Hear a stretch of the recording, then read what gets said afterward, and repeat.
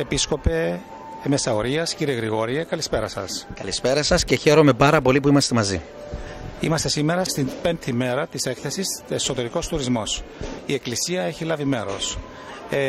Έχετε οργανώσει ένα φανταστικό περίπτερο και θέλω να μου σχολιάσετε τους σκοπούς σας, τις επιδιώξεις σας και ποιοι είναι οι προορισμοί που έχετε ετοιμάσει για τον κόσμο που ενδιαφέρεται να κάνει διακοπές. Σας ευχαριστώ πάρα πολύ που με κάνατε αυτή την όμορφη ερώτηση.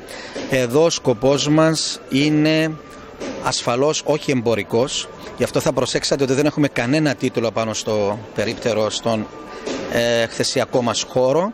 Μιλάει από μόνο του το περίπτερο. Είναι ένα αρχονταρίκι μοναστηριακό, εκκλησιαστικό, το οποίο φιλοξενεί όλους όσοι επιθυμούν να γνωρίσουν τον πολιτισμό, την ιστορία, την Αποστολική Ορθόδοξη Εκκλησία της Κύπρου, η οποία υπάρχει από τα πρώτα χρόνια του χριστιανισμού με τον Απόστολο Βαρνάβα και Παύλο και Μάρκο.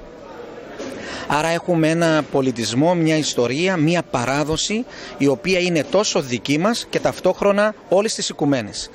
Έχοντας λοιπόν με απλότητα αλλά και ευθύνη και υπερηφάνεια αυτή την επίγνωση, η Εκκλησία της Κύπρου με τις ευλογίες του Μακαριωτάτου Αρχιεπισκόπου μας, ήδη από το 2009 παρακολουθώ τα θέματα των προσκυνηματικών περιηγήσεων ή αν θέλετε του θρησκευτικού τουρισμού ευρύτερα, με την συνεργασία με τον Κυπριακό Οργανισμό Τουρισμού, με την παρουσίαση του όμορφου οδηγού που έκδοσε ο Κυπριακός Οργανισμός Τουρισμού τόσο στην Κύπρο όσο στην Ελλάδα και στη Ρωσία, γιατί έχει εκδώσει και στη Ρωσική και πρόσφατα και στην Ιταλική έχει βγει ο οδηγός Κύπρος Νήσος Αγίων.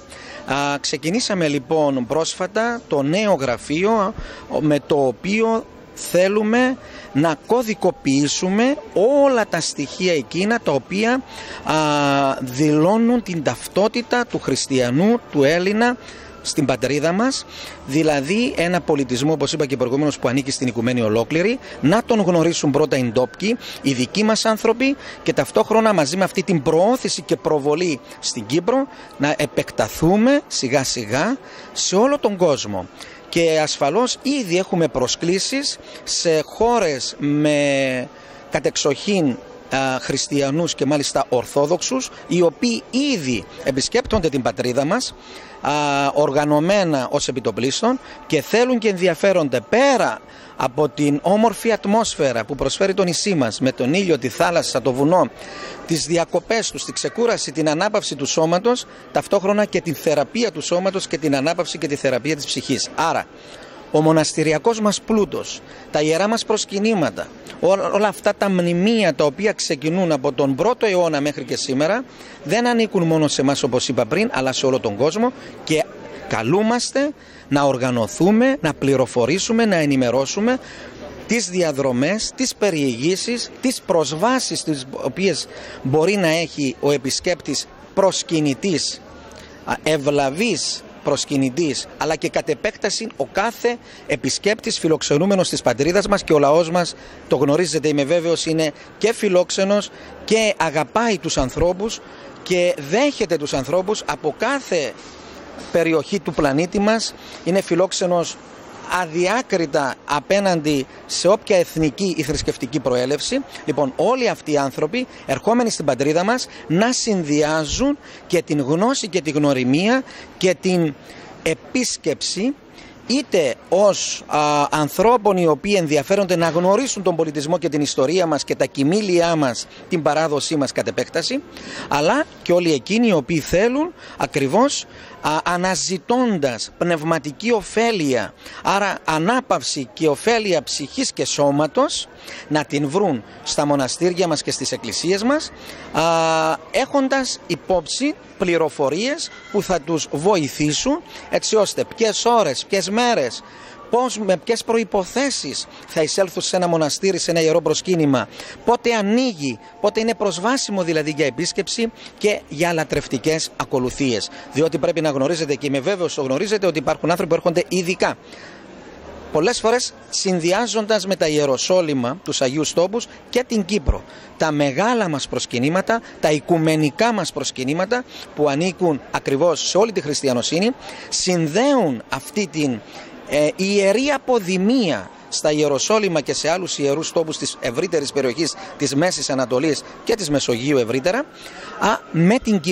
με την Κύπρο. Άρα εμείς πρέπει σιγά σιγά να οργανωνόμαστε όχι μόνο στην ελληνική γλώσσα, αλλά και στα αγγλικά και στα ρωσικά και στα ιταλικά και σε όλες τις ευρωπαϊκές γλώσσες, έτσι ώστε με την καλή συνεργασία που έχουμε με τον Κυπριακό Οργανισμό Τουρισμού, με όλους τους ενδιαφερόμενους περί του τουρισμού, δηλαδή της επισκεψιμότητας στην πατρίδα μας, καλούμαστε να συμβάλλουμε και εμείς στο μέτρο των δυνάμεών μας, τις γνώσεις μας, με τους ειδικούς μας συνεργάτες που έχουμε, βυζαντινολόγους, αρχαιολόγους, ιστορικούς τέχνης, θεολόγους, δημοσιογράφους, να προβάλλουμε κατά τον καλύτερο τρόπο αυτό τον θησαυρό και τον πνευματικό εκκλησιαστικό θησαυρό και να συμβάλλουμε στο έργο και των ξεναγών και των ταξιδιωτικών πρακτόρων και βέβαια πάντοτε μέσα στα πλαίσια της καλής και αγαστής συνεργασίας μας με τον Κυπριακό Οργανισμό Τουρισμού.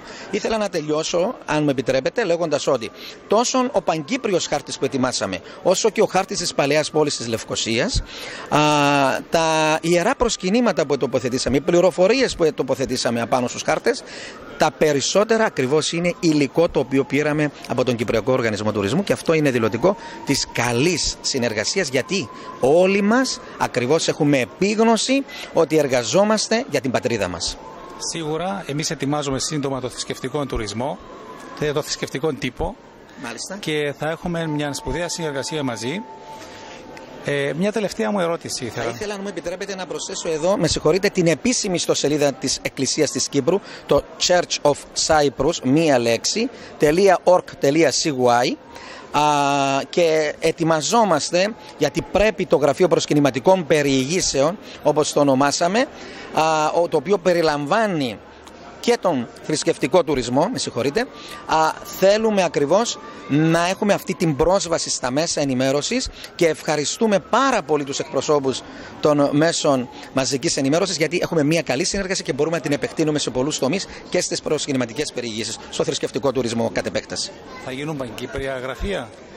Γραφεία παγκύπρια όχι, αλλά η έκθεση, αυτή η πρόσβαση στην ενημέρωση, ναι.